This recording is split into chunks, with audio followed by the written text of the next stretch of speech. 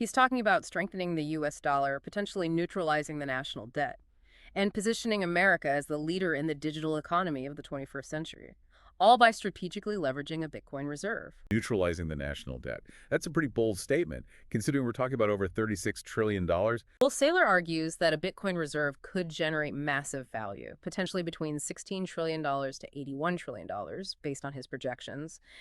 And that kind of influx, if it plays out, could be used to significantly chip away at the national debt. Okay, I see where he's coming from. Yeah. But even if those projections are accurate, that's a long way from completely erasing the debt. Absolutely. It's important to remember that these are just projections, and there are a ton of variables at play, but the sheer scale of those figures does illustrate the potential that Saylor sees in a U.S. Bitcoin reserve. Right. And to his credit, it's not like he's just talking hypothetically. Mm. His own company, MicroStrategy, has become something of a Bitcoin treasury company, investing heavily in Bitcoin over the past few years. And guess what? It's been wildly successful, even outperforming companies like NVIDIA. Yeah, MicroStrategy's performance is a really interesting case study. They've essentially put their money where their mouth is, so to speak.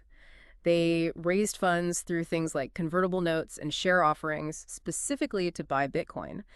And their gamble seems to have paid off. They were even recently added to the NASDAQ 100 index, which is a pretty big deal for a company that was primarily known for software just a few years ago. So their real-world success does lend some credibility to Saylor's vision for a national Bitcoin reserve.